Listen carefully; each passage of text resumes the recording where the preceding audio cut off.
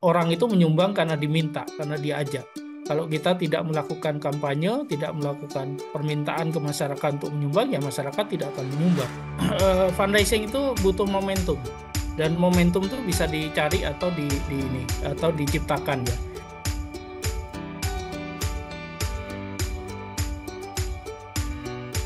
Iya teman-teman, kita sambut aja Kak Hamid Tabibiin. Halo, selamat datang Kak Hamid Tabibiin.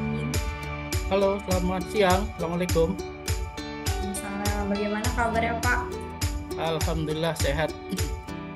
Siang ini kita akan berdiskusi ya mengenai potensinya, mengenai tantangannya, dan mungkin nanti ada kiat-kiat praktis bagaimana mengembangkan fundraising untuk pengembangan fundraising untuk mendukung isu strategik atau isu yang sifatnya jangka panjang. Nah, sebelum itu teman-teman, saya akan minta teman-teman di Penabulu untuk memutarkan video. Ini satu contoh video bagaimana satu isu yang sifatnya strategik yang selama ini belum banyak dikenal ya oleh masyarakat itu dipromosikan dan dikampanyekan sehingga kemudian bukan hanya dikenal tapi kemudian mendapatkan dukungan yang luar biasa. Orang menjadi tahu apa isu itu, tapi sekaligus juga menyumbang dan bisa membantu orang-orang yang terdampak oleh isu tersebut. And finally, tonight, here, our persons of the week. All of the brave ALS patients struggling with Lou Gehrig's disease across our country. Their message and their fight tonight. And this evening, the movement. What happens when your colleague gives you a challenge all for a good cause? You're all in, and soon, all wet. Tonight, it doesn't take a rocket scientist, or maybe it does. Bill Gates getting in on it. Taking the Ice Bucket Challenge. We showed you earlier this week here on World News the Kennedy clan, all the way down the line to Ethel, helping her with that bucket of ice. From music to movies, the young Hollywood heartthrob from The Fault in Our Stars. Oh my God! Here we go. Ready? To Justin Timberlake. All of it to raise money for ALS, Lou Gehrig's disease. And who helped fuel it all? Pete Frates and his wife. We're just really trying to, use this momentum to get the word out. ALS robbed Pete, a former Boston College baseball captain, of his ability to walk and talk. He was a star on the field. That's a grand slam home run for Peter Frates. And tonight, the message right on his computer. To all who have participated, I say thanks. I'm so honored and humbled. But he was about to get help from our team, too. A familiar and freezing face. Michael Strahan with a challenge for us. I challenge my GMA team, yes, every one of you, freezing. And this morning on live TV, the ice storm, even Ginger Z couldn't see coming. Lara was next. Right down the line. Ron Claiborne, it's coming. Everyone on the team. And the New Jersey firefighters with a nice little surprise for me. Escaping the cold, but turning around just in time for one more. Last but not least, our Amy Robach. All of it in New York's Central Park, live on GMA. Careful what you say. Making a donation and hoping our viewers at home would help raise money and awareness too. A hug and some cheers, and with good reason tonight. The new tally coming in from the ALS Association right now, $9.7 million and counting.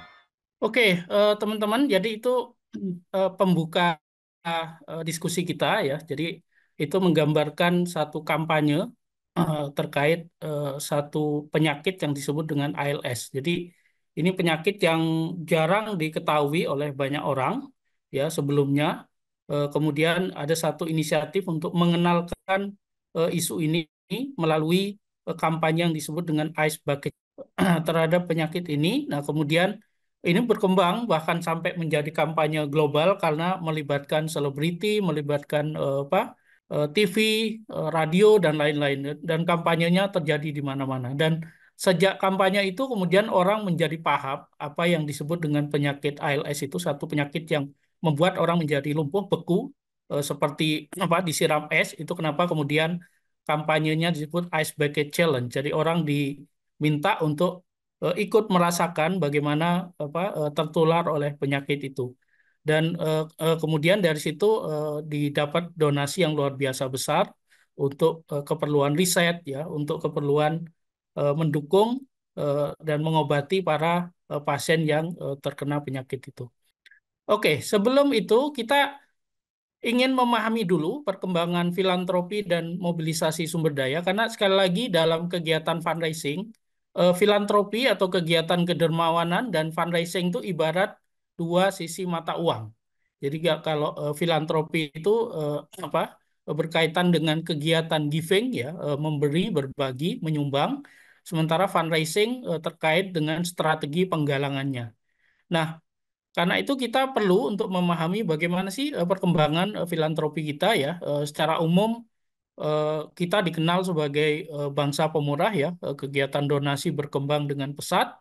Menariknya juga pendayagunaan sumbangannya itu juga sudah meluas, bukan hanya ke program-program yang sifatnya karitatif, penyantunan, keagamaan, bencana, tapi sudah masuk ke isu-isu yang sifatnya strategik.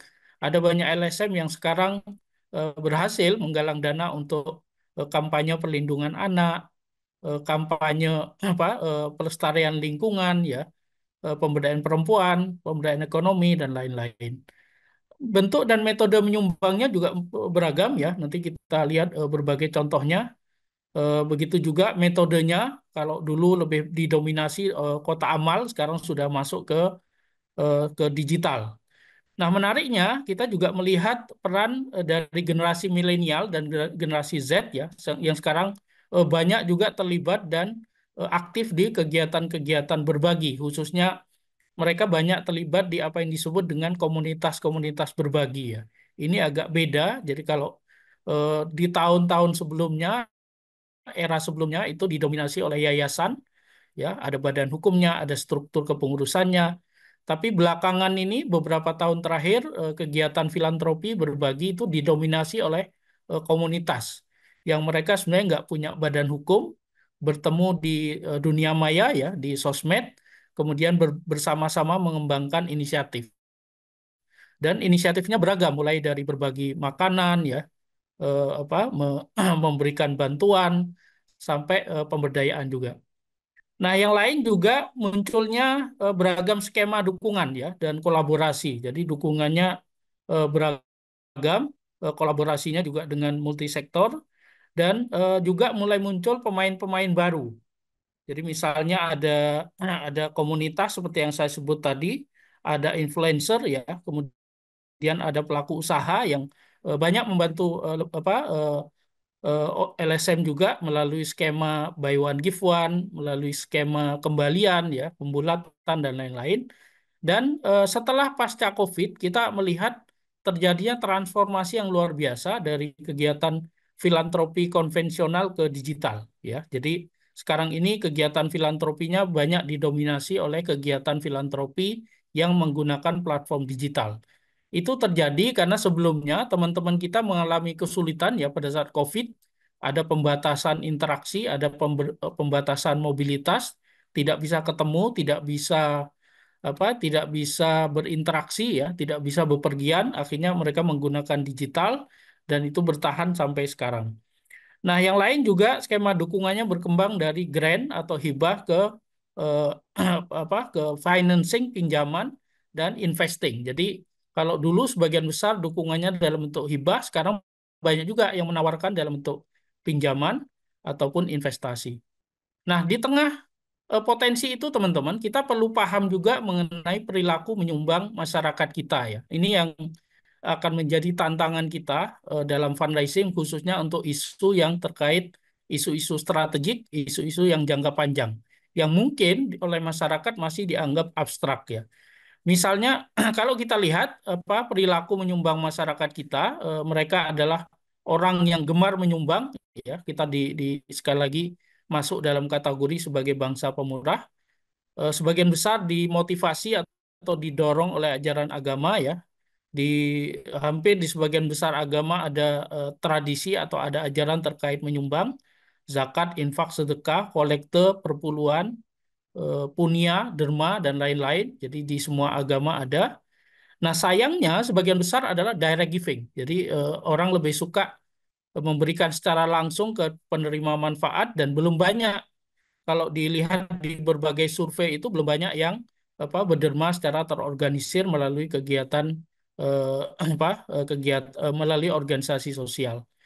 Nah, yang jadi pola yang juga berpengaruh dan berdampak adalah no name ya. Jadi sebagian besar mereka jarang yang mencatatkan namanya. Kalaupun dicatat itu biasanya dicatat sebagai hamba Allah, hamba Tuhan ya. Nah, ini yang menyulitkan kita untuk mengembangkan database ya, karena agak susah menghubungi donatur dengan inisial hamba Allah atau hamba Tuhan. Tapi sekarang dengan digital kita persoalan terkait database ini sedikit terbantu. Setiap orang yang menyumbang melalui digital biasanya ada ininya ya, baik itu dalam bentuk email ataupun dalam bentuk WA dan lain-lain, biasanya ada identitasnya. Nah, yang lain adalah yang jadi kendala berorientasi jangka pendek ya. Jadi sebagian besar itu lebih gemar menyumbang untuk program-program yang sifatnya jangka pendek, karitatif, penyantunan, pelayanan sosial ya. Dan preferensinya lebih banyak menyumbang in kind. Jadi kalau disuruh nyumbang antara cash sama in kind, mereka masih lebih suka menyumbang in kind. Meskipun sekali lagi sumbangan dalam bentuk cash juga berkembang luar biasa. Nah, yang lain biasanya terikat dengan komunitas dan patron. Jadi orang lebih suka nyumbang ke komunitasnya, ke keluarganya, ke sukunya ya. Dan biasanya dipengaruhi oleh patron. Jadi kalau ada tokoh yang mendorong mereka menyumbang, maka mereka akan patuh ya. Dan yang lain, mereka juga kurang perhatian terhadap transparansi dan akuntabilitas. Jadi jarang orang yang menyumbang. Kita pernah membuat survei ya beberapa tahun lalu. Ketika ditanya apakah transparansi dan akuntabilitas itu penting, sebagian besar bilang penting. Tapi begitu ditanya apakah mereka pernah menanyakan laporan pertanggungjawaban atau mengecek laporan pertanggungjawaban, sebagian besar tidak pernah melakukan itu. Karena mereka merasa bahwa kalau sudah sumbangan sudah diberikan, itu akan menjadi tanggung jawab bagi pengelola sumbangan. Ada salah kaprah juga terkait ajaran kalau tangan kanan ngasih, tangan kiri jangan sampai tahu. Sehingga karena khawatir ya, ria, khawatir tercederai keikhlasan menyumbang, mereka biasanya setelah menyumbang itu ya mereka tidak melakukan apapun, sudah dilupakan. Kalau kita lihat dari video tadi ya, kelihatan betul bahwa fundraising itu sebenarnya bukan hanya terkait dengan buka dompet atau meminta dana. Tapi dari video tadi kita melihat satu, kita dibukakan mata kita ya, diberikan pengetahuan, pemahaman mengenai isu tertentu. Jadi ada aspek buka mata ya, mengedukasi, memberikan pemahaman, buka pikiran ini terkait bagaimana orang didorong untuk punya kepemilikan atau ownership terhadap program tertentu. Disadarkan bahwa itu bukan hanya programnya si penderita ya, bukan hanya programnya keluarga, tapi ini program banyak orang, persoalan banyak orang, sehingga mereka diminta untuk ikut berpartisipasi.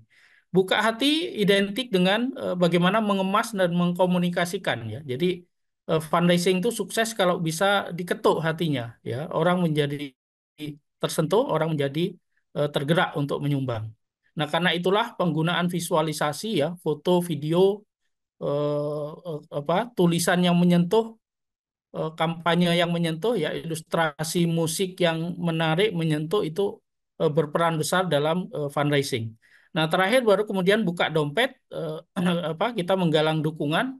Dompet tidak identik dengan uang, tapi mungkin bentuk-bentuk donasi atau sumbangan yang lain. Nah, ini teman-teman kalau kita bicara soal isu karitatif dan isu strategik ya, kita sekarang ini banyak menjumpai fundraising, kampanye penggalangan sumbangan untuk isu-isu yang sifatnya karitatif. Bagaimana perbedaannya dengan isu strategik ya? Pertama dari tujuannya. Jadi kalau fundraising untuk isu karitatif itu umumnya bertujuan untuk mengumpulkan dana secara cepat untuk memenuhi kebutuhan mendesak. Misalnya ada orang sakit, ada korban bencana dan lain-lain. Tapi kalau fundraising isu strategik itu tujuannya lebih membangun kesadaran, advokasi, dan dukungan yang berkelanjutan.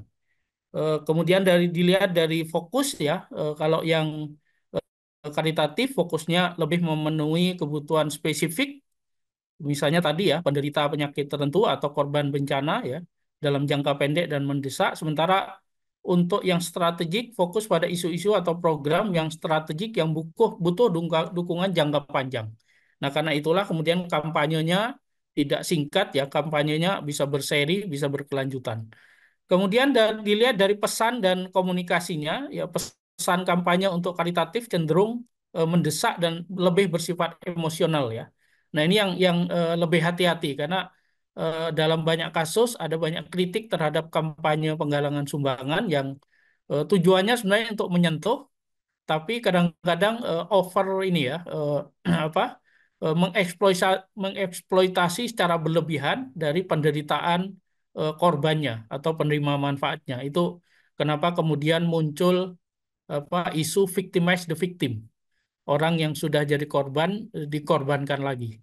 Nah, karena itu kita perlu agak hati-hati, jangan sampai eh, ada etika-etika yang perlu diperhatikan, jangan sampai kemudian terkesan mengeksploitasi dari korbannya. Nah, untuk strategi untuk pesan kampanye untuk fundraising yang sifatnya strategik ya, biasanya lebih informatif, edukatif, dan bertujuan membangun kesadaran. Jadi bukan hanya soal tadi ya menyentuh, mengibah ya, membuat terenyuh, tapi juga ada aspek edukasi dan penyadaran di situ. Dari strategi fundraisingnya umumnya memanfaatkan beragam platform ya dan melibatkan tokoh publik untuk menjaring donasi dalam bentuk dalam waktu yang cepat.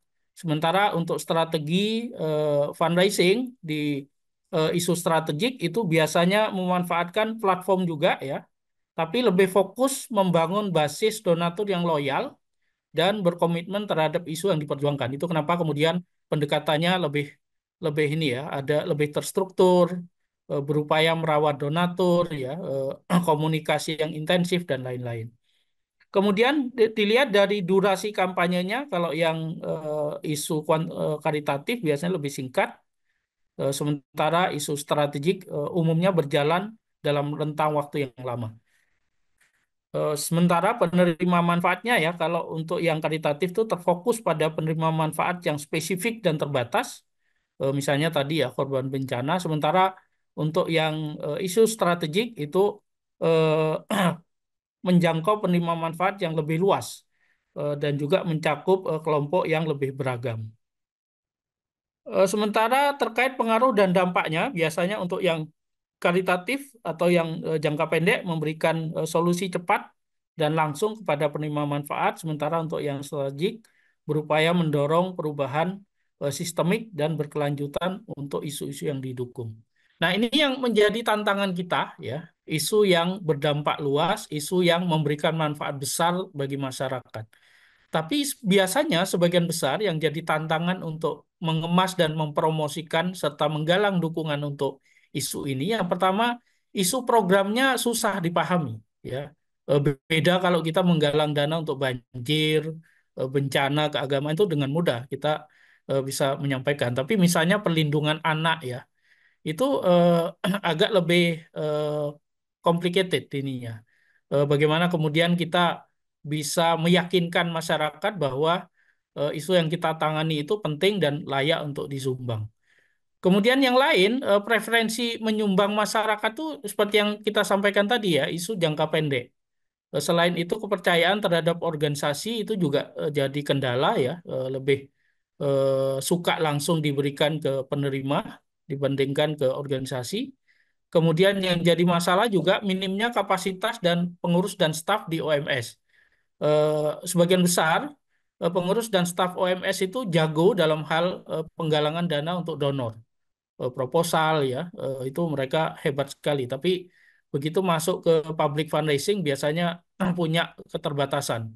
Nah, karena itulah butuh strategi kolaborasi ya dengan banyak pihak. Saya kemarin melakukan studi kasus, ada banyak organisasi yang kecil stafnya tidak terlalu paham terhadap digital, tapi berhasil mengembangkan kampanye digital karena dia berkolaborasi dengan mahasiswa, pendampingan, menyediakan rumah aman, ya, mencukupi kebutuhan sehari-hari karena dia harus terpisah dari keluarganya dan lain-lain. Nah, ini yang kemudian jadi penggalangan dana yang lain yang sebagian besar itu karitatif. Ini yang jadi tantangan juga, sehingga memang tidak mudah melakukan penggalangan dana untuk isu strategik. Yang lain ada soal isu regulasi dan kebijakan, ya, yang kurang mendukung, apalagi kalau teman-teman tahu isu terkait Undang-Undang PUB, Undang-Undang Penggalangan Sumbangan yang sangat-sangat restriktif, ya, sangat-sangat apa, mengungkung kita dalam menggalang sumbangan. Yang lain juga ada isu keberlanjutan dan dampak dan kurangnya kolaborasi. Jadi seperti yang saya sampaikan tadi, ada banyak yang ingin masuk ke tadi, ya, fundraising, tapi karena kapasitasnya kecil, kemudian tidak melakukan apa-apa. Padahal dengan berkolaborasi mereka bisa mengajak pihak lain, melibatkan pihak lain untuk membantu penggalangan dukungannya. Nah, tantangan yang lain, teman-teman, ada banyak sekali apa isu strategik itu terkait dengan isu atau kelompok yang sensitif, ya. Misalnya beberapa hari yang lalu saya ikut dalam satu workshop untuk teman-teman kelompok transgender dan intersex, ya. Teman-teman di apa transgender, transpuan itu kerepotan sekali untuk melakukan fundraising karena mereka ini sensitif sekali ininya. Belum lagi ada soal pemahaman yang salah, ya, diskriminatif dan lain-lain. Ada stereotip, ya. Atau terkait penyakit tertentu, misalnya HIV/AIDS itu juga susah sekali penggalangan dananya. Lepra, ya, banyak yang apa, bilang bahwa itu penyakit kutukan, penyakit apa, bawa penyakit apa, penyakit-penyakit yang sifatnya dianggap sebagai negatif lah. Nah, kemudian misalnya ada isu, misalnya kita mau melakukan pemberdayaan untuk pekerja seks komersial, ini juga jadi isu yang sangat sensitif, yang orang belum tentu bersedia menggalang atau menyumbang, ya. Kemudian pengikut agama atau kepercayaan tertentu, misalnya banyak teman-teman yang berupaya menggalang dukungan dan membantu teman-teman kelompok Ahmadiyah dan Syiah. Ini tidak mudah dan dalam banyak kasus kemudian kampanyenya itu tidak spesifik, ya, menyebutkan bahwa itu akan disampaikan untuk kelompok ini. Jadi biasanya kampanye untuk membantu korban konflik. Nah, yang lain juga misalnya terorisme ini juga juga jadi apa, jadi satu tantangan tersendiri. Napiter itu juga banyak yang mencoba juga membantu, ya, tapi nggak mudah untuk mendapatkan dukungan karena orang ada kecurigaan, ya, jangan sampai jangan-jangan nanti kumat lagi, bahkan menjadi kalau sudah berdaya bahkan melakukan aksi kekerasan lagi misalnya. Kesehatan mental juga ini juga satu isu yang lumayan complicated dan sulit, ya, untuk digalang, dan termasuk juga kegiatan politik. Sebelumnya ada banyak partai politik yuk bahkan mendirikan apa, lembaga amil zakat. Saya masih ingat Golkar pernah mendirikan Gozis dan sampai sekarang nggak berkembang karena agak beda memang apa, kegiatan berderma dengan kegiatan yang terkait dengan partai politik, ya. Dalam fundraising ada satu prinsip, ya, yang disebut dengan prinsip 3K. Fundraising akan sukses kalau kita bisa mempertemukan antara K yang pertama, kepedulian, ya. Banyak orang yang masing-masing orang punya kepedulian sendiri-sendiri. Ada yang peduli dengan apa, bencana, ada yang peduli dengan lingkungan, ada yang peduli dengan apa, korban kekerasan dan lain-lain. Nah, kita perlu menemukan kira-kira siapa nih dari kelompok yang ada di masyarakat, dari perusahaan atau apa, eh, calon donatur yang lain yang punya kepedulian yang sama dengan kita, yang punya minat yang sama dengan program yang akan kita galang. Nah, yang lain selain kepedulian, mereka juga punya kepentingan. Jadi ada yang berharap bisa mendapatkan bukan hanya pahala, tapi misalnya aktualisasi diri, ya, bisa terlibat, bisa mendapatkan penghargaan dan lain-lain. Nah, apa tadi disampaikan bahwa kita perlu mempertemukan antara kepedulian dengan K yang kedua, itu yang disebut dengan kemampuan.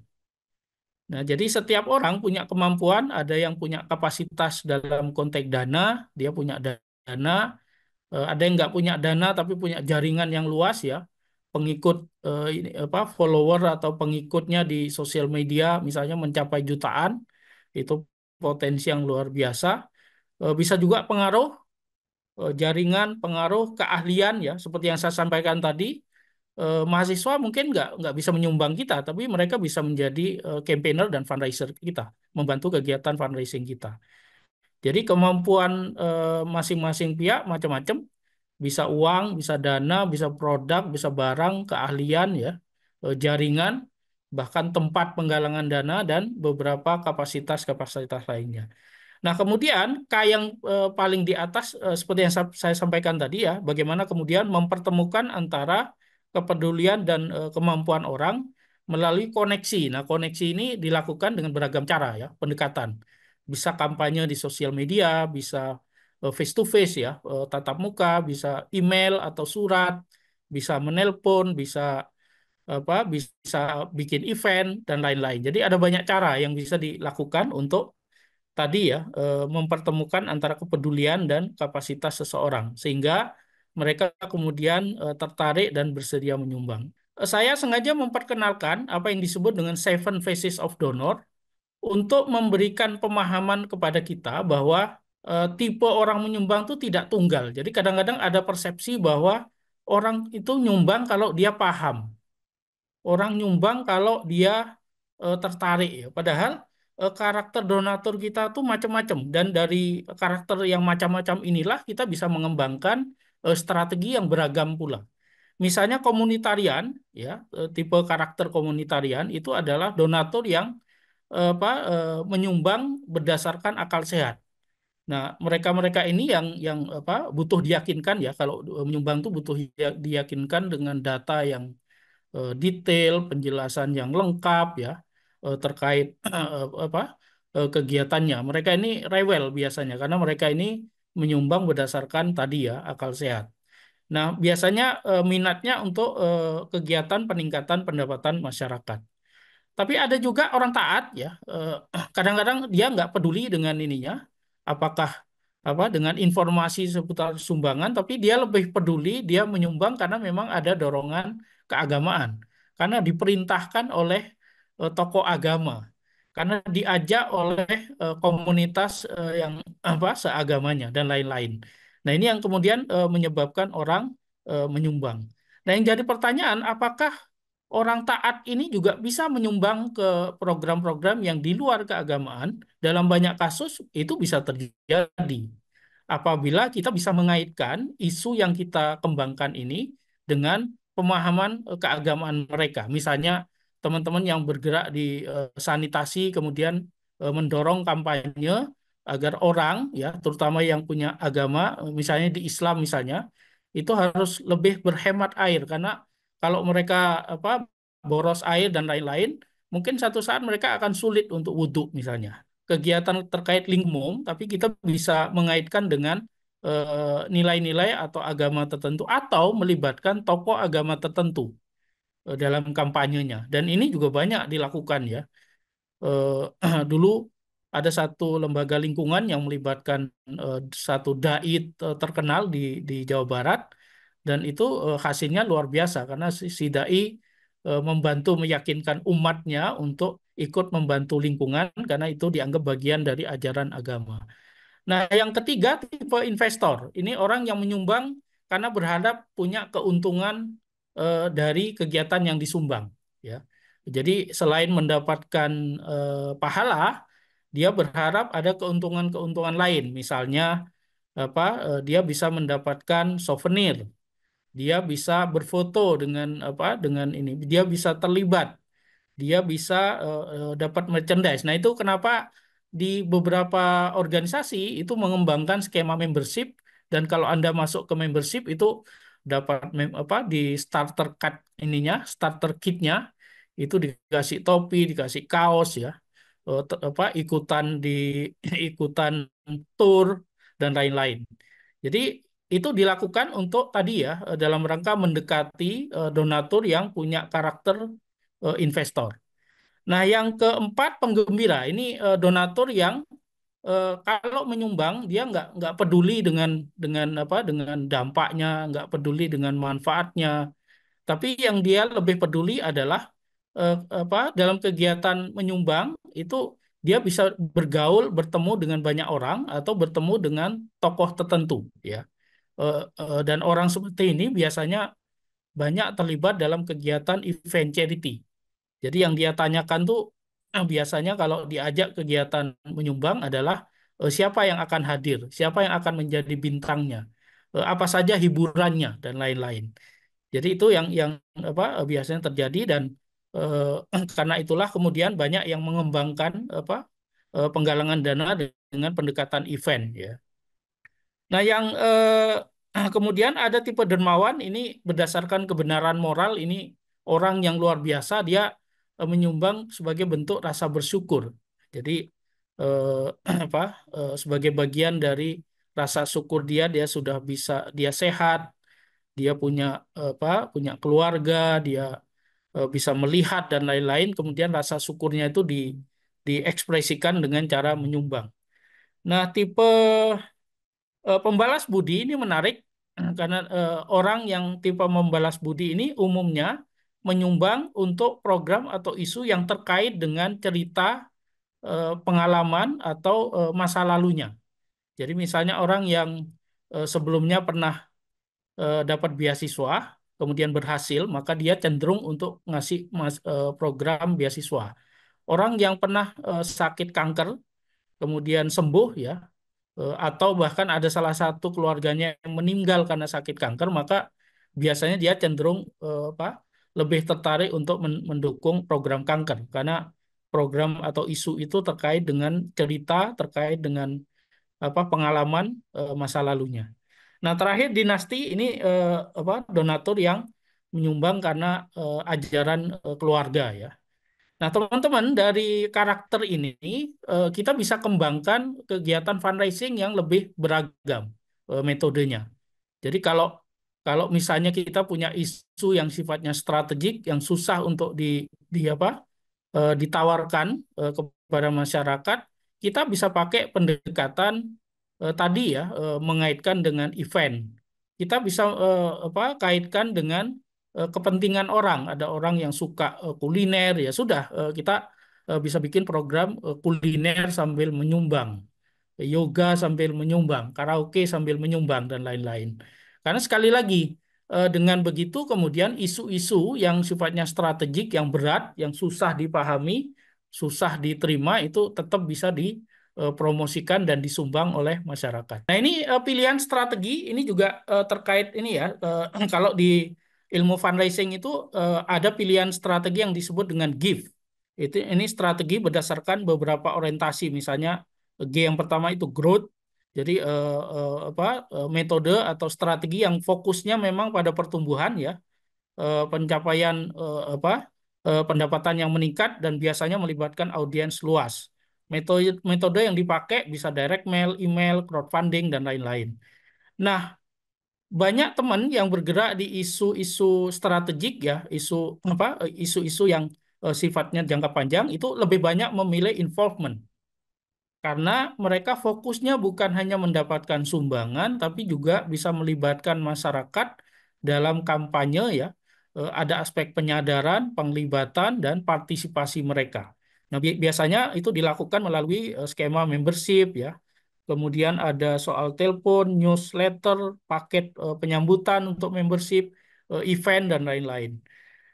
Begitu juga untuk ada orientasinya ada soal visibility, ada efisiensi dan juga stability. Jadi teman-teman nanti bisa pelajari, kita bisa memilih satu atau dua dari sini, ya, karena dari pilihan itu kemudian metode yang dipilih juga menentukan.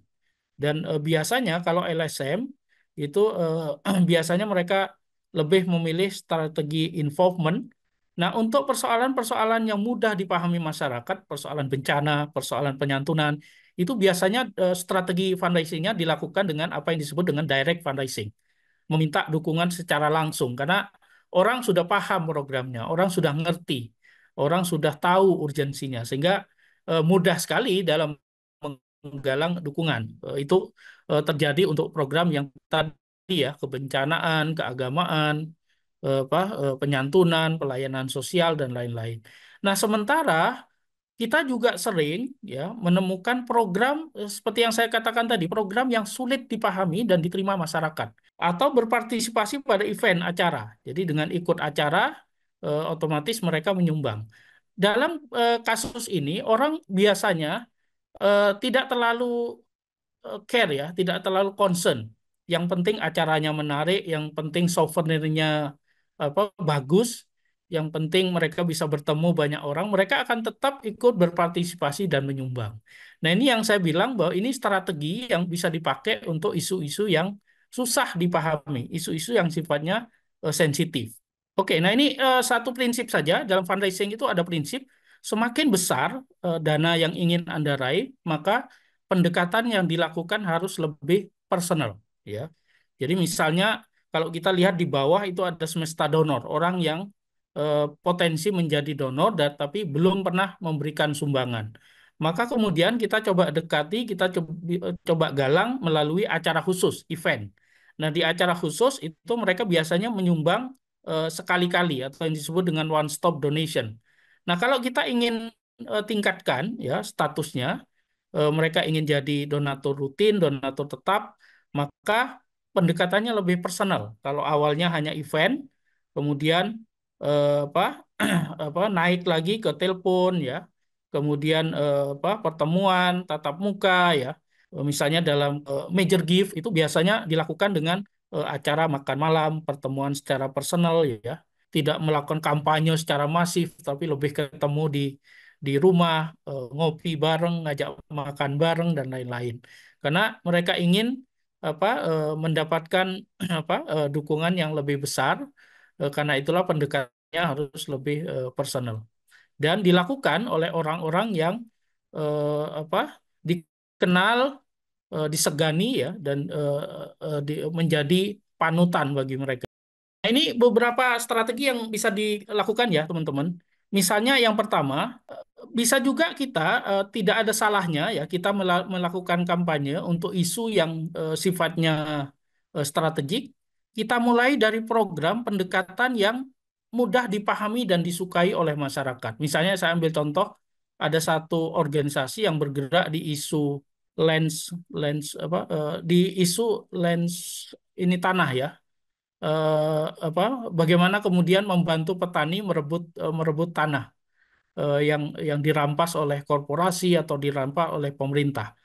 Nah, itu mereka nggak mungkin mengkampanyekan itu karena masyarakat belum tentu memahami dan menyukai isu itu. Nah, organisasi ini kemudian mengawali fundraisingnya dengan program beasiswa untuk anak petani, ya.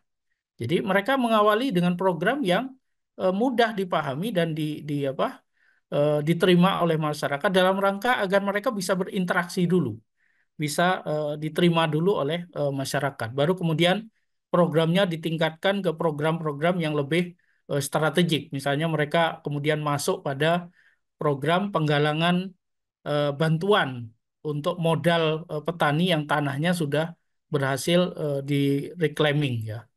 eh, apa yang berhasil dikuasai kembali agar mereka tidak menjual tanahnya karena kalau nggak punya uang, nggak punya modal, itu tanahnya bisa dijual kembali dan perjuangan menjadi sia-sia. Jadi bisa saja sekali lagi diawali dengan program-program yang sifatnya karitatif.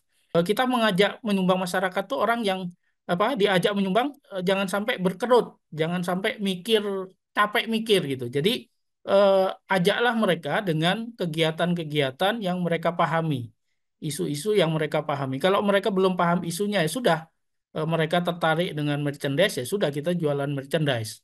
Mereka tertarik dengan makanan ya sudah, ajak mereka untuk ikutan bazar misalnya.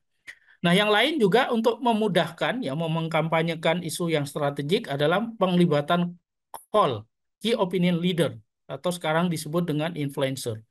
Dalam banyak kasus ini memudahkan sekali ya. Saya beberapa kali apa terlibat dalam penggalangan dana dan merasa dibantu dengan keterlibatan key opinion leader ini karena mereka punya basis pendukung yang cukup kuat ya dan mereka menjadi idola, mereka menjadi patron bagi mereka. Dengan bantuan mereka inilah kemudian program bisa dipromosikan dengan mudah juga.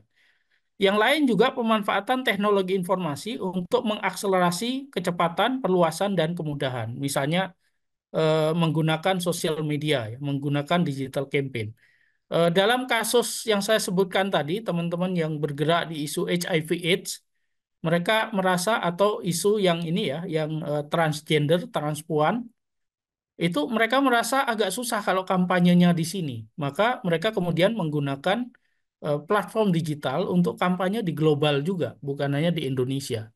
Nah, ini itu juga bisa dimanfaatkan ya kalau isunya memang masih sensitif di Indonesia. Yang lain juga penggunaan special event untuk menyasar donatur yang gemar dengan acara hiburan dan olahraga.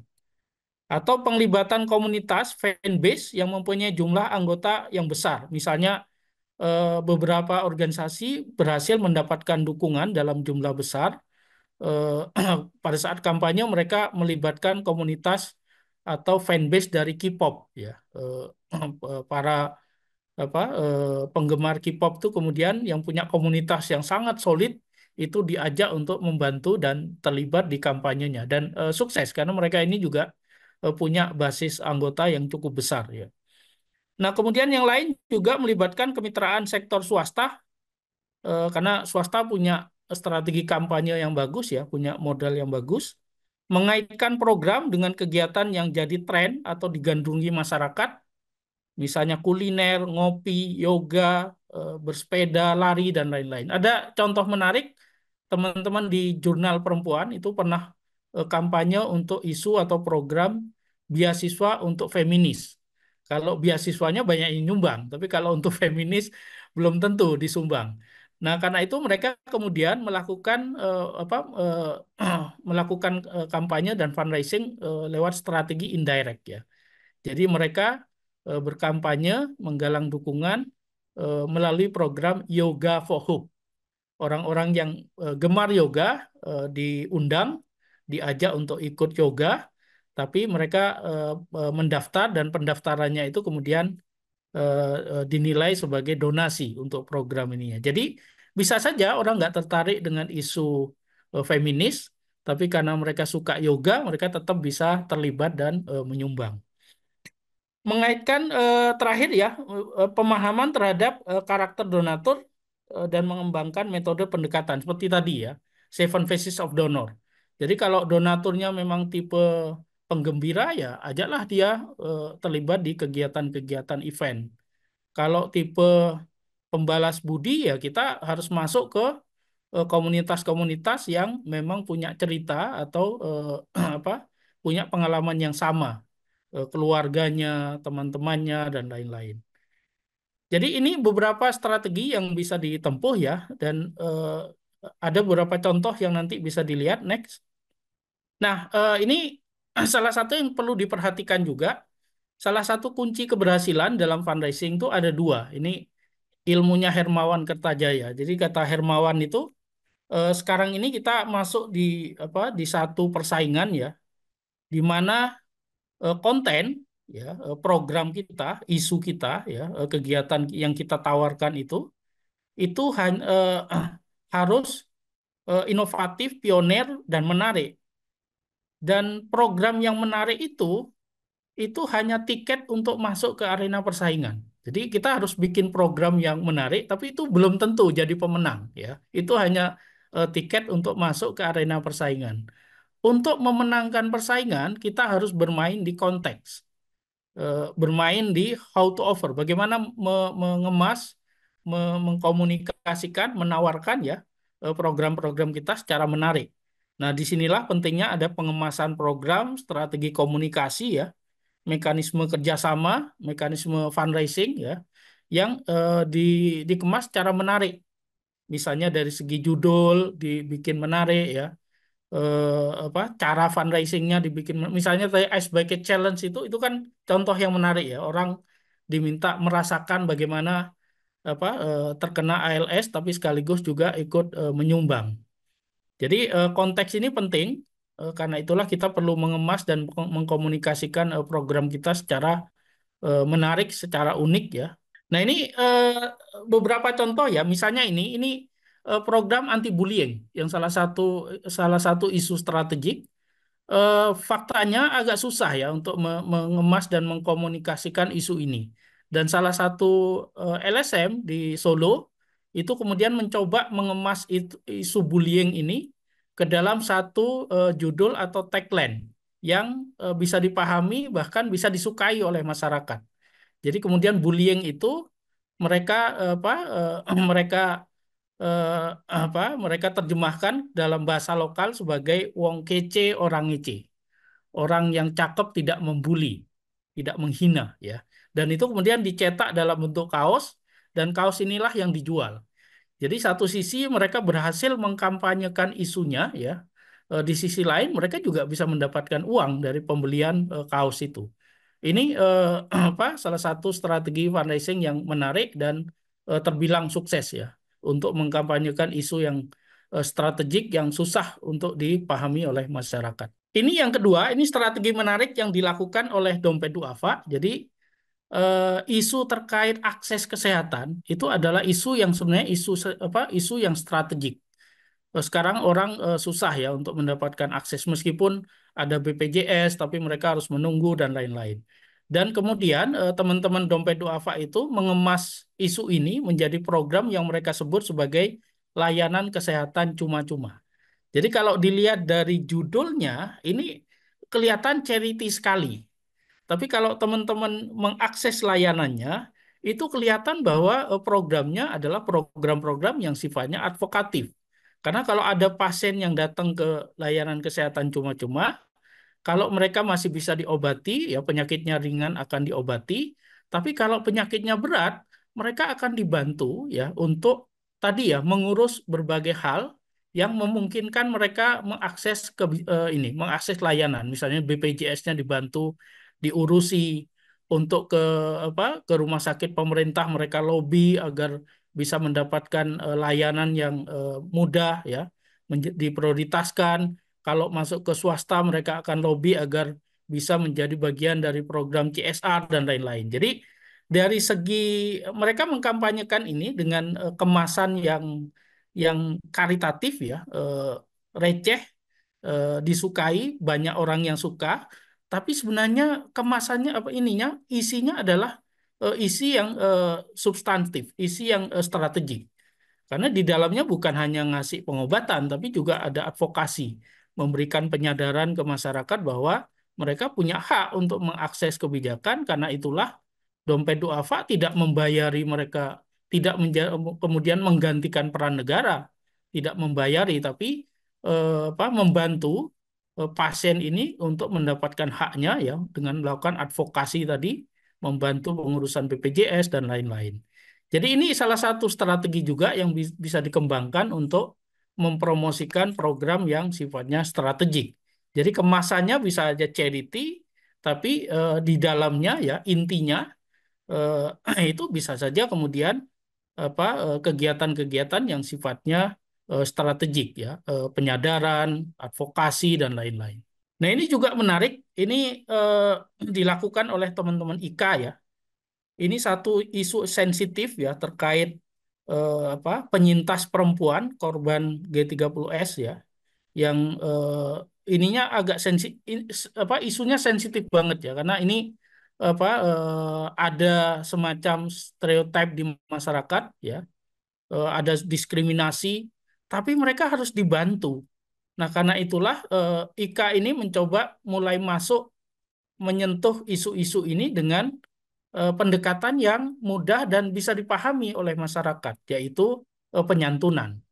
Jadi untuk masuk ke kampanye mungkin tahap pertama agak susah. Nah, karena itulah mereka masuk ke penyantunan dan ini dilakukan karena para simbah, para perempuan-perempuan ini memang punya kebutuhan yang perlu dibantu, kebutuhan hidup ya. Mereka terpisah dari keluarganya, kebutuhan hidupnya juga susah dipenuhi. Nah, karena itulah memang perlu dibantu.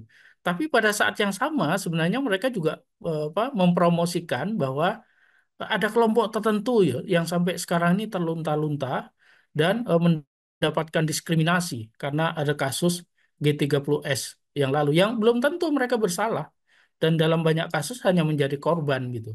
Nah, ini yang dilakukan ini kasus menarik dan saya terus terang respect ya dengan teman-teman karena isunya sensitif tapi tetap bisa dipromosikan dan dikampanyekan ke masyarakat. Nah, ini juga menarik ya, isu perdamaian itu tidak mudah untuk dikampanyekan, tapi teman-teman di STF UIN bisa mengemasnya dalam bentuk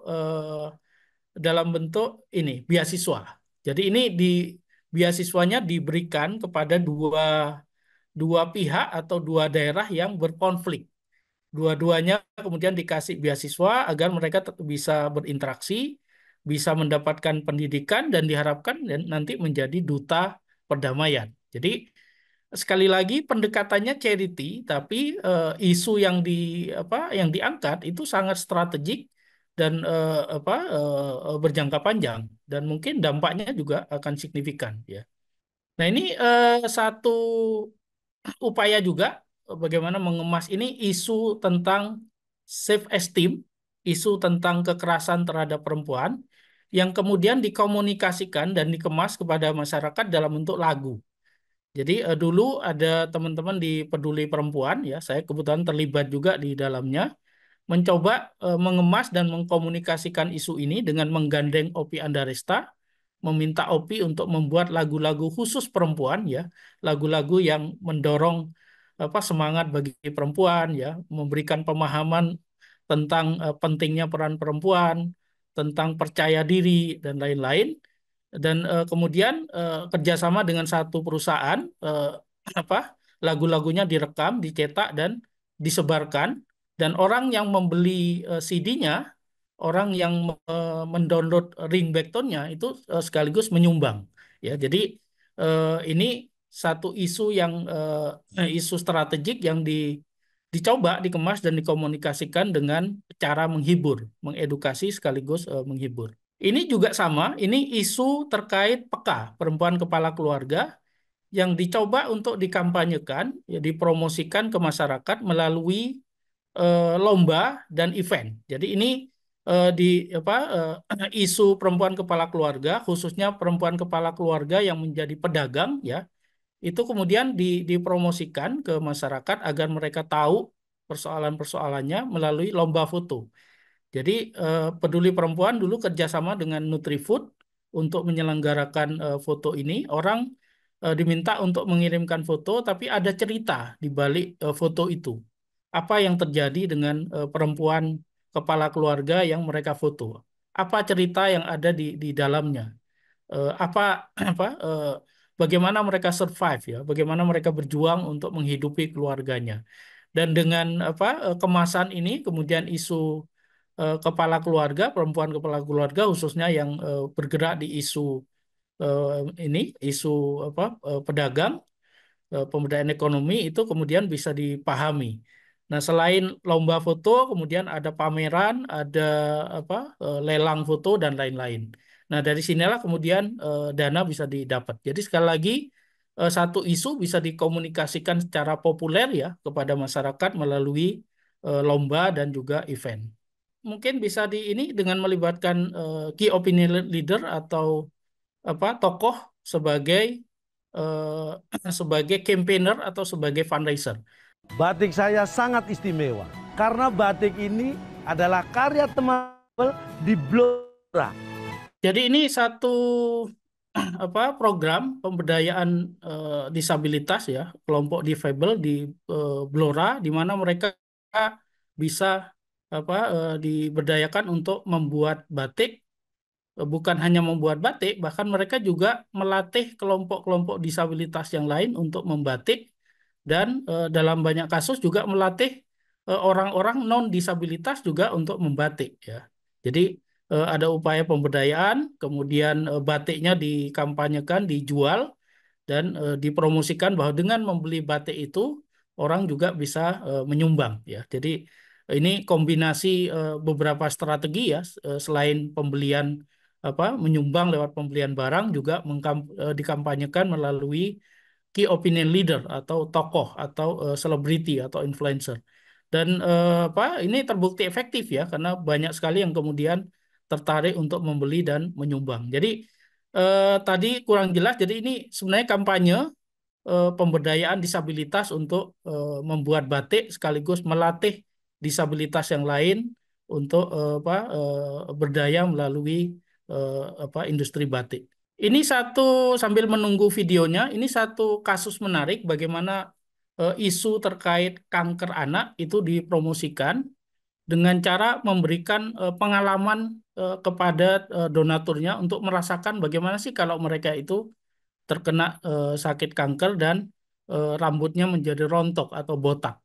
Nah, itu kemudian ada satu campaign namanya Shave for Hope, mengajak orang untuk beramai-ramai untuk potong rambut, untuk gundul ya, agar bisa berempati dan merasakan penderitaan dari kelompok anak-anak yang terkena kanker, dan rambut yang dipotong itu kemudian dianggap sebagai donasi. Shave for Hope merupakan sebuah event tahunan yang baru saja digelar untuk kedua kalinya. Melalui gerakan pemotongan rambut, Shave for Hope mengajak masyarakat untuk turut menyampaikan kepedulian terhadap para penderita kanker di Indonesia. Nah, teman-teman, jadi itu gambaran bagaimana satu isu yang sifatnya strategik ya, yang kadang-kadang susah untuk dipahami masyarakat, kemudian dicoba dikemas dan dipromosikan ke masyarakat agar bisa dipahami dan disumbang ya. Nah, dalam konteks itulah ada beberapa kunci keberhasilan. Ini menjadi slide terakhir dari presentasi saya. Ada beberapa kunci keberhasilan yang perlu kita perhatikan kalau kita ingin mengemas dan mengkomunikasikan program ya, berkampanye dan fundraising untuk isu-isu yang sifatnya strategik, untuk isu-isu yang sifatnya sensitif ya. Jadi pertama, pendekatan strategi yang kreatif dan inovatif, kemudian kemampuan untuk menjangkau audiens yang luas ya, terutama anak-anak muda yang biasanya suka dengan kegiatan-kegiatan yang bersifat inovatif, menantang ya, dan lain-lain, suka hiburan ya, suka lomba dan lain-lain. Juga keterlibatan selebriti, influencer dan tokoh publik ya yang berpengaruh yang nanti bisa membantu kita untuk mengkampanyekan isu itu secara lebih luas. Kemudian pemanfaatan platform digital ya, media sosial tadi sudah disinggung. Kalau kita susah kampanye di sini, dengan digital kita bisa kampanye di global ya, yang mungkin orang sudah bisa memahami dan menerima isunya atau informasinya. Yang terpenting juga pesan yang disampaikan harus kuat ya, emosional dan berdampak, kemampuan untuk menyentuh berbagai segmen demografi, kemitraan strategik dengan organisasi dan komunitas terkait ya. Tadi kalau kita lihat tuh berbagai inisiatif yang dilakukan itu hampir semuanya kolaboratif ya. Jadi kita perlu meletakkan kolaboratif ini sebagai salah satu upaya yang dilakukan dalam kegiatan penggalangan dana. Nah, terakhir kemudian keberlanjutan dan konsistensi ya kampanye dalam jangka panjang. Upayakan misalnya kita punya satu kampanye, satu event yang setiap tahun ditunggu orang. Ya. Orang menunggu-nunggu, misalnya kayak Save for Hope itu kan agenda rutin yang kemudian banyak ditunggu oleh masyarakat karena mereka tertarik untuk terlibat dan menyumbang dengan cara-cara yang unik. Saya kira demikian teman-teman. Mudah-mudahan bisa memberikan inspirasi, memberikan pembelajaran dan memantik optimisme kita bersama, kemauan untuk melakukan fundraising ya, untuk program-program strategi kita yang mungkin susah untuk dipahami, susah untuk diterima dan susah untuk disumbang oleh masyarakat. Dengan kiat-kiat tadi mudah-mudahan bisa memberikan teman-teman sudut pandang lain ya, memberikan perspektif lain dalam mengemas dan mengkomunikasikan atau mengkampanyekan satu isu agar bisa dipahami masyarakat. Saya kira demikian, kita bisa lanjutkan dengan diskusi kalau masih ada waktu. Saya kembalikan ke moderator. Oke, baik. Teman-teman, bagi yang ingin bertanya, silahkan tulis pertanyaan di kolom chat box, nanti dibacakan, atau teman-teman raise hand, bisa juga langsung open mic-nya, teman-teman. Silahkan. Ya, sebelumnya terima kasih Pak Hamid atas sesinya. Pertanyaan saya lebih ke seputar penyiapan sumber daya, Pak, kayak gitu.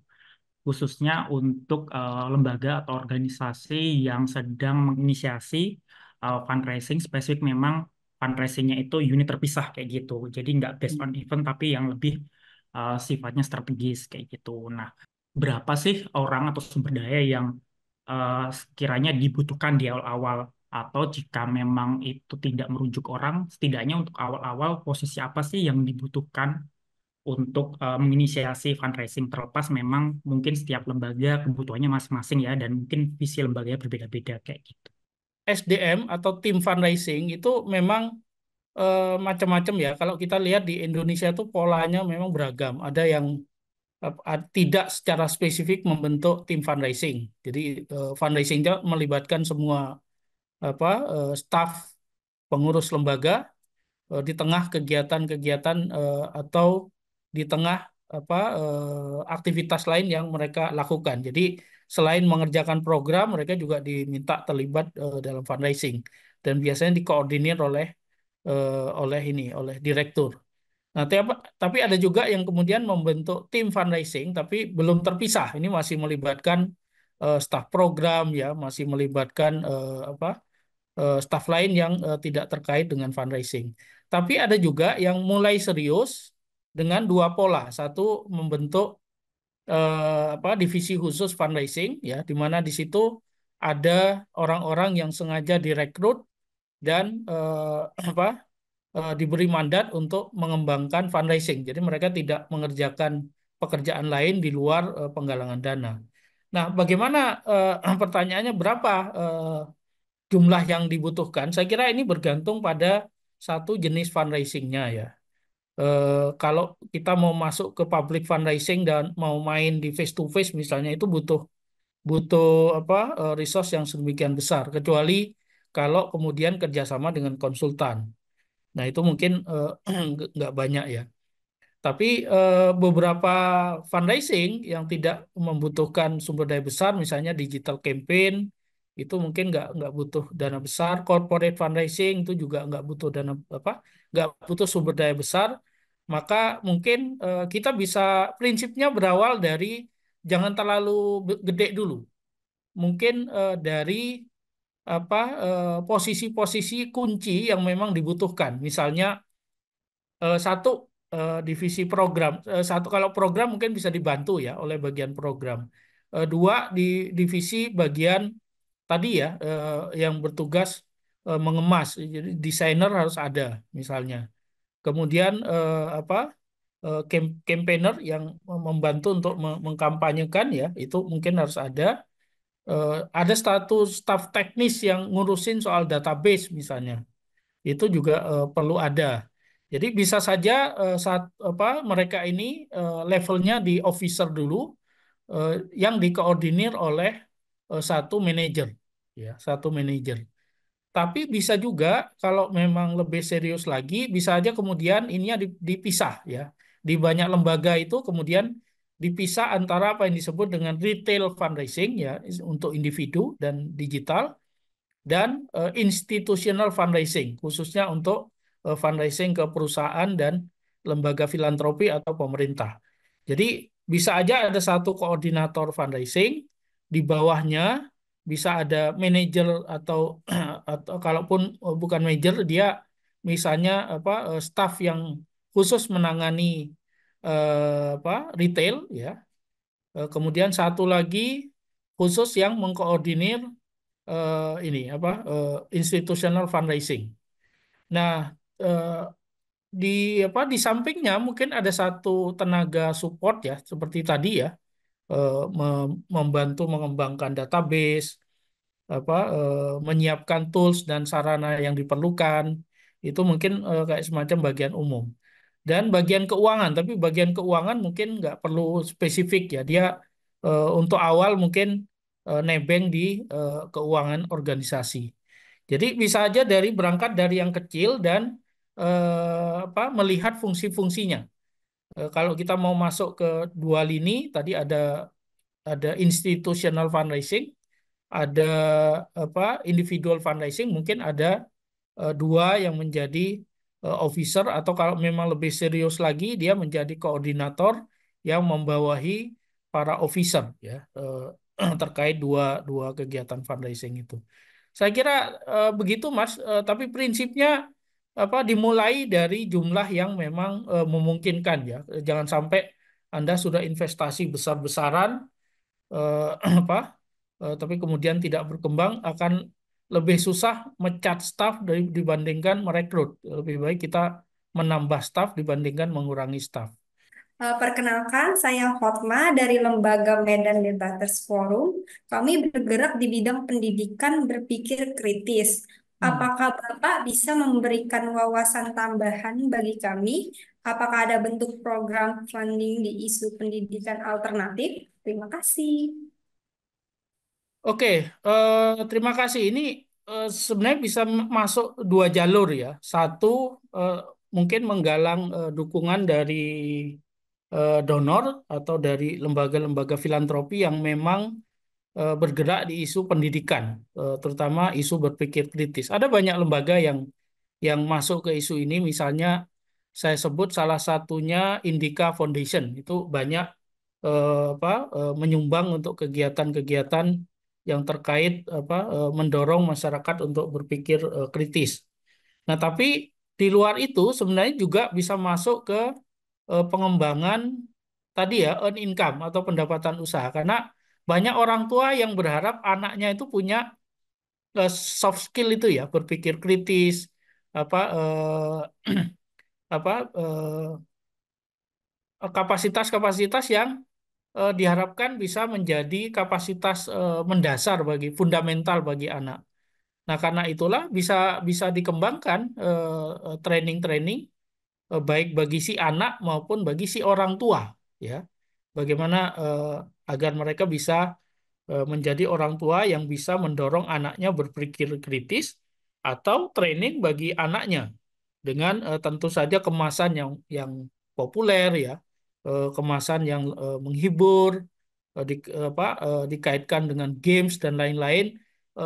Teman-teman bisa lihat trainingnya ini siapa, Meridiana, itu banyak sekali training-training yang sebenarnya bobotnya cukup ini ya, cukup berat, tapi kemudian dibawakan atau dikemas dengan dengan menarik, dengan ringan ya, banyak permainan dan lain-lain, sehingga banyak orang tua yang kemudian juga tertarik untuk mengikutkan anaknya di training itu. Jadi ada dua skema yang bisa dilakukan. Satu lewat menggalang dukungan dari berbagai lembaga filantropi atau perusahaan dengan skema sponsorship dan CSR, atau melalui earn income, pendapatan usaha, dengan mengembangkan paket-paket training workshop bagi orang tua dan anak ya yang ingin berpikir kritis. Siang, saya Hadi dari Yayasan Buddha Suci Indonesia. Kami pernah membuat program penggalangan dana untuk program bedah rumah suci di Indonesia, di Jakarta, 100 rumah di Jakarta. Namun baru mencapai 10% dari target yang direncanakan. Kami kampanye melalui web dan media sosial. Nah, apa ada masukan lain? Saya kira ada beberapa eh, cara atau alternatif lain yang bisa di ini ya. Biasanya kampanye bedah rumah itu meminta orang untuk kemudian menyumbang pada paket-paket rumah tertentu. Tapi bisa saja kemudian di beberapa lembaga itu dikaitkan dengan keterlibatan ya. Jadi orang bisa diminta terlibat kerjasama dengan komunitas-komunitas tertentu, di mana mereka bawa genteng, bawa ini, tapi hari itu juga mereka terlibat dalam pelaksanaan kegiatannya, atau karyawan-karyawan perusahaan ya, di mana mereka diajak untuk ikut serta membangun rumah, ya tentu mereka tidak diperlakukan sebagai kuli ya, tapi hanya membantu saja. Karena itu kegiatan menarik bagi mereka, di luar kegiatan menyumbang. Jadi selain menyumbang, mereka juga mungkin bisa dilibatkan untuk tadi ya, terlibat dalam kegiatan ini. Nah, yang lain mungkin teman-teman di SECI bisa memperluas opsi skema atau bentuk sumbangannya, atau ininya, atau segmen donaturnya. Kalau selama ini menyasar pada donatur individu, mungkin dicoba untuk mengidentifikasi, memetakan program, kebutuhan dan anggaran. Kalau kita bikin program itu kan biasanya ada program, kemudian ada kebutuhan dan anggaran. Misalnya saya dalam konteks ini ya, bedah rumah. Kalau kita bedah rumah kan satu, ada kebutuhan terkait genteng, ada kebutuhan terkait semen, ada kebutuhan terkait furniture dan lain. Nah, itu mungkin bisa dipecah. Jadi teman-teman bisa menggalang dukungan kepada perusahaan-perusahaan yang memang punya produk itu gitu. Jadi mereka diminta bukan menyumbang uang tapi menyumbang produk. Dengan begitu biasanya mereka lebih suka dan lebih lebih ini, lebih mudah untuk diminta menyumbang. Yang genteng bisa dicarikan dukungan dari perusahaan genteng atau pabrik genteng, yang semen mungkin bisa kerjasama dengan pabrik semen. Mereka lebih suka nyumbang semen dibandingkan nyumbang dana untuk beli semen. Kemudian kalau ada ini ya, membutuhkan desain, mungkin bisa kerjasama dengan universitas yang punya jurusan arsitektur misalnya. Jadi sekali lagi, kalau kita sulit menggalang dukungan dalam bentuk dana, alternatif yang bisa dilakukan adalah berorientasi atau fokus pada kebutuhannya. Kalau kebutuhan kita semen, ya jangan minta dana untuk beli semen, menggalang dukungan semen aja ke pihak yang memang punya semen. Kalau kita butuh furniture, ya jangan minta dana untuk beli furniture. Mungkin akan lebih mudah kita menggalang dukungan bekerja sama dengan toko-toko furniture atau perusahaan-perusahaan furniture. Nah, itu mungkin ini ya, mungkin. Nah, yang lain bisa saja kemudian dikembangkan skema matching fund. Misalnya tadi ya, kerjasama dengan perusahaan furniture. Jadi matching fund itu orang diminta menyumbang. Jadi misalnya kalau Anda menyumbang genteng satu, si furniture akan double. Dia akan menyumbang 2 genteng. Kalau Anda nyumbang 100.000, perusahaan toilet akan nyumbang 200.000 atau mendouble donasi Anda. Nah, itu dalam banyak kasus menarik juga itu bagi perusahaan karena mereka merasa satu, kegiatannya interaktif, melibatkan masyarakat, mungkin juga melibatkan konsumen mereka, dan sumber dayanya bukan hanya dari mereka, tapi juga dari masyarakat yang tertarik untuk menyumbang. Terima kasih Pak untuk kesempatannya. Saya Wahyudi Pak dari Yayasan Agraria Justineri. Dan dari penjelasan Bapak tadi saya tertarik dari pendekatannya ya. Yang pertama tadi kan kalau kita fundraising bisa secara individu dan juga secara institusional. Nah, yang ingin saya tanyakan adalah bagaimana tahapan untuk membangun pendekatan terutama yang institusional, Pak. Mana yang lebih efektif? Apakah secara individu ataukah secara kolaborasi? Oke, ada beberapa yang mungkin bisa dilakukan ya. Satu, fundraising itu butuh momentum, dan momentum itu bisa dicari atau di ini atau diciptakan ya. Dalam banyak kasus saya sering menggunakan momentum ulang tahun perusahaan. Nah, itu kenapa teman-teman perlu punya database kapan perusahaan-perusahaan itu berulang tahun. Nah, upayakan 2 bulan ya, minimal, atau 3 bulan itu Anda sudah mulai memasukkan apa usulan program atau usulan kolaborasi. Sehingga sekali lagi eh, mereka biasanya senang ya kalau kegiatan kegiatan terkait peringatan ulang tahun dan lain-lain itu punya nilai plus, bukan hanya selebrasi, tapi juga ada nilai plus di dalamnya. Nah, yang kedua, fundraising itu friendraising katanya. Fundraising itu mencari teman. Dan dalam banyak kasus orang menyumbang itu kadang-kadang bukan karena programnya menarik, bukan karena manfaatnya besar dan lain-lain, tapi yang disumbang itu kenal, segen gitu. Jadi akan lebih baik juga kalau teman-teman cek di ininya ya, di board, cek di ini, atau diidentifikasi di masing-masing staff dan ini. Coba deh kalian petakan siapa yang masing-masing punya kenalan atau jaringan di perusahaan.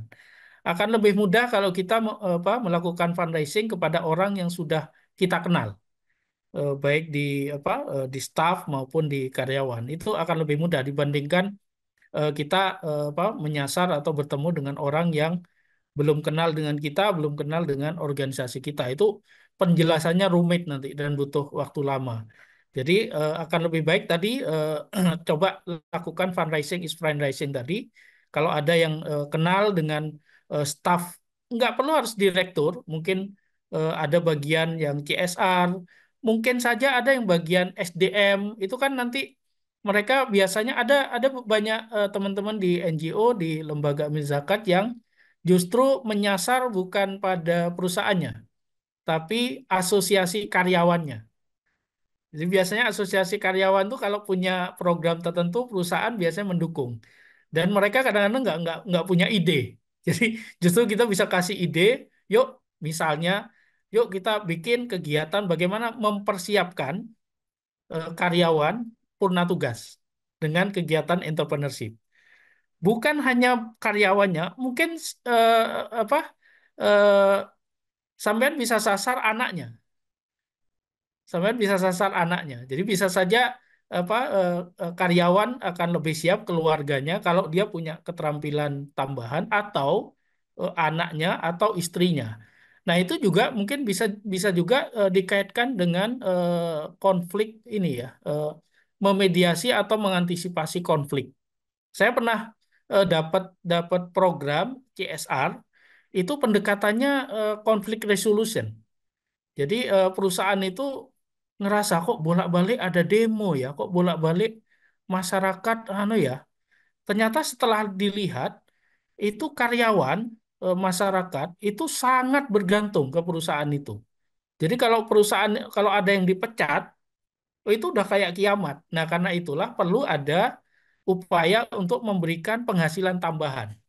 Nah, itu bisa jadi entry point masuk ke perusahaan. Jadi dengan tawaran kita bukan hanya menyiapkan kapasitas karyawan, tapi juga memediasi konflik. Karena kalau mereka dipecat, nggak punya keahlian, sangat bergantung ke perusahaan, itu bisa bisa berbuat aneh-aneh gitu, bisa demo dan lain-lain. Nah, itu bagi perusahaan juga menarik. Jadi mungkin bisa masuk di angle itu. Nah, yang lain juga mungkin teman-teman identifikasi apakah Anda skemanya mau hibah.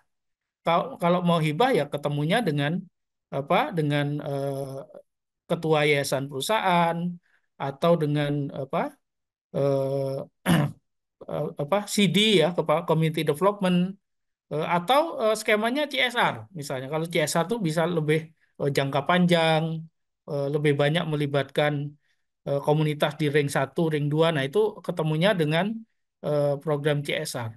Tapi jangan-jangan Anda punya skema yang sifatnya marketing. Jadi Anda nggak hanya menyasar ke CSR, tapi juga bisa ke divisi marketing. Saya pernah punya pengalaman menawarkan satu program pemberdayaan perempuan, justru berhasil dengan marketing. Kenapa? Karena pada saat waktu itu ada program kesehatan reproduksi di pesantren. Jadi saya masuk bukan hanya dengan angle bahwa pesantren penting, santri-santri itu dikasih pemahaman terkait kesehatan reproduksi, tapi saya sampaikan pesantren itu ada ribuan loh santrinya, dan itu bisa jadi skema atau strategi pemasaran alternatif lewat produk mereka gitu. Di pesantren tuh ada ini loh, ada Kopontren yang produk Anda bisa masuk di situ. Nah, itu justru marketing yang masuk. Bukan karena mereka melihat ini related nih dengan kegiatan strategi alternatif pemasaran kita gitu. Jadi dicek saja. Kita bisa masuk lewat pendekatan yang sifatnya karitatif, tapi bisa kombinasi antara karitatif dengan marketing juga gitu. Jadi kalau kita bisa mengaitkan bukan hanya dengan ini ya program sosial perusahaan, tapi juga dengan kepentingan perusahaan untuk mendapatkan keuntungan, nah itu akan lebih lebih baik lagi karena opsinya bisa banyak nanti. Saya kira itu dulu Mas, sementara Baik, nanti kalau terima kasih. lebih dalam mungkin bisa ngobrol panjang lebar nanti. Terima Iya, kasih. Pak. Ya. Siap, siap. Baik, terima kasih Mas Wahyudi. Ini ada yang bertanya di kolom chat. Perkenalkan, saya Supriyatna dari Rumah Kepemimpinan. Izin bertanya, idealnya satu orang fundraiser, khususnya retail, itu mendapatkan berapa rupiah donasi dalam 1 bulan untuk program yang isu strategis?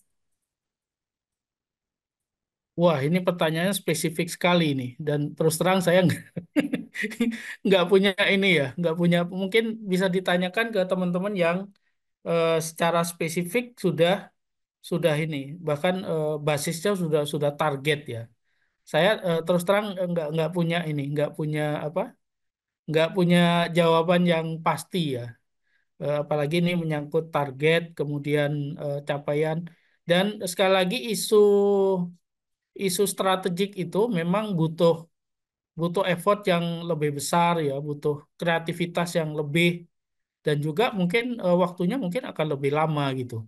Jadi mungkin bisa dicari perbandingan kalau ada satu staff atau divisi yang ngerjain program-program yang sifatnya karitatif, mungkin 2 kalinya kali ya. Jadi effort yang dikeluarkan oleh teman-teman yang bergerak di yang bergerak di isu apa isu strategik itu biasanya lebih lebih besar. Jadi itu bisa jadi perbandingan kalau yang program-program charity, program penyantunan, pelayanan itu katakanlah misalnya butuh 3 hari untuk sorry 1 bulan untuk satu klien ya mungkin kita bisa bisa ini bisa 2 bulan untuk satu satu klien untuk yang program yang ini ya, yang sifatnya strategik. Tapi prinsipnya sekali lagi program strategik itu butuh effort yang lebih besar ya, butuh kreativitas yang lebih lebih lebih besar, jangka waktunya mungkin juga lebih lama sehingga kalaupun nanti dicoba untuk dibuatkan semacam standar ya tadi mungkin mengalihkan ya 2 kali dari effort yang dikeluarkan yang charity karena charity itu yang nggak mudah juga karena sekarang banyak persaingannya tapi dibandingkan dibandingkan program-program yang strategik masih lebih lebih mudah gitu. Jadi mungkin itu jawaban saya. Jadi patokannya bisa dua dua kali dari target, dari waktu, dari effort dan dari sumber daya yang dialokasikan untuk SDM yang menangani program karitatif. Perkenalkan, saya Matilda dari Gugah Nurani Indonesia. Mau tanya, Hmm. Pak, apakah Bapak bisa memberikan kiat-kiat bagaimana kamu bisa memperluas jejaring dengan donor yang bisa memberikan grant project seperti UN, contohnya melalui UNICEF. Misalnya, program kami adalah pendidikan, health, environment, kooperasi. Jadi kalau dilihat Gugah Nurani itu setahu saya isunya anak ya, penerima manfaatnya anak dan sebagian besar mungkin isunya terkait pendidikan. Mungkin saja juga ada program kesehatan juga. Ada banyak donor yang memberikan dukungan pendanaan ya, tapi sekali lagi kita mengalami penurunan dari segi nilai maupun dari segi jumlah donor yang sekarang bekerja di Indonesia ya, apalagi Indonesia sudah dinilai sebagai negara yang sudah mulai masuk ke apa negara yang sudah mungkin dalam waktu dekat sudah tidak lagi membutuhkan dukungan dari donor gitu.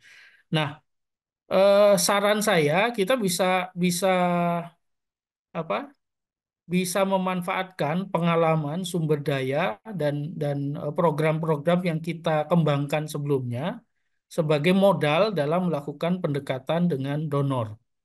Ya, dan dalam banyak kasus bisa aja kemudian matching fund kita bisa bilang kita kerjasama, kami nggak perlu minta full karena kami punya donatur di luar itu ada perusahaan misalnya ada apa ada ada perusahaan apa ada individu dan lain dan dalam banyak kasus donor lebih suka ya karena kalau mereka diminta full itu juga mereka sudah mulai mikir bagaimana kemudian keberlanjutan program dan organisasinya. Jadi kalau teman-teman bisa meyakinkan bahwa teman-teman punya pengalaman, punya sumber daya ya yang kemudian bisa menjadi matching fund, bisa menjadi dana tambahan ya dari dana yang diberikan donor itu akan menjadi nilai lebih juga. Eh, Kalau mau lihat ini apa mau lihat terkait perkembangan donor dan isu-isu up to date, kalau nggak salah ada satu situs ya, coba saya cek dulu. Ada satu situs yang ini yang rutin apa menginformasikan kalau nggak salah Funds for NGO nanti di googling aja di itu. Fund for NGO itu bahkan dia eh, bisa ininya infonya berbasis negara, bisa infonya berbasis bidang. Jadi misalnya info yang disampaikan itu, oh ini khusus untuk negara Asia termasuk Indonesia misalnya, sehingga kita nggak ini ya, nggak apa serampangan mengirimkan proposal. Bisa juga berdasarkan bidang, bisa juga berdasarkan segmen, misalnya apakah anak-anak, apakah perempuan, apakah lansia dan lain-lain. Seingat saya ada Funds for NGO yang ini nanti di googling itu informasi-informasi yang terkini yang saya lihat lumayan lengkap ya terkait peluang-peluang pendanaan dari lembaga donor. Demikian, terima kasih. Kita memang mungkin ya ditakdirkan atau di ini untuk menjadi staf atau menjadi apa pengelola dari satu organisasi dengan program yang sifatnya tadi ya yang sifatnya sensitif atau sifatnya apa strategik ya yang mungkin eh, susah untuk dipahami apalagi disumbang oleh masyarakat itu satu takdir yang sudah harus kita terima tidak bisa kemudian kita apa membubarkan lembaga kita dan bikin lembaga amil zakat misalnya karena agar apa kita mudah disumbang. Karena program yang kita apa tangani ini program yang sebenarnya penting bagi masyarakat. Nah, karena itulah kita perlu mengupayakan bagaimana agar program-program ini bisa dikemas dan dikomunikasikan. Dan dari pengalaman beberapa organisasi tadi, apa terbukti bahwa meskipun programnya strategik, susah dipahami ya, butuh waktu untuk disumbang, bahkan sensitif, ternyata bisa untuk masuk ke public fundraising dengan strategi dan kiat-kiat tertentu. Jadi saya mendorong betul bagi teman-teman untuk berupaya ya memikirkan cara terbaik untuk masuk ke public fundraising. Karena sekali lagi kalau kita tidak masuk ke public fundraising, pola dan perilaku masyarakat menyumbang ya tidak akan berubah. Yang akan banyak disumbang ya kegiatan karitatif. Kenapa? Karena mereka lah yang rajin kampanye. Dan terbukti beberapa lembaga yang selama ini belum melakukan kampanye, begitu mereka melakukan kampanye dan serius, ternyata banyak disumbang. Misalnya saya ambil contoh teman-teman YLBHI dengan isu bantuan hukum. Mereka sekarang berhasil menggalang dana zakat bahkan untuk bantuan hukum. Kenapa? Karena mereka punya tekad kuat untuk mempromosikan programnya, untuk meyakinkan masyarakat agar programnya disumbang dan terbukti bisa disumbang. Sekarang ini LBH menjadi salah satu yang menerima zakat dari masyarakat dan zakatnya dipakai untuk kepentingan advokasi hukum.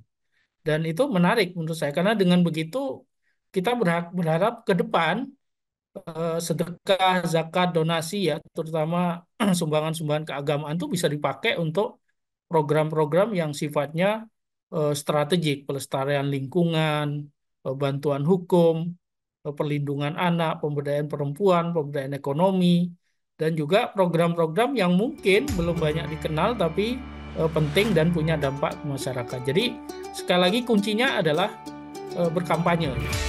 Orang itu menyumbang karena diminta, karena diajak. Kalau kita tidak melakukan kampanye, tidak melakukan permintaan ke masyarakat untuk menyumbang, ya masyarakat tidak akan menyumbang meskipun program kita sifatnya karitatif. Saya kira demikian. Terima kasih, Mbak. Semoga bermanfaat.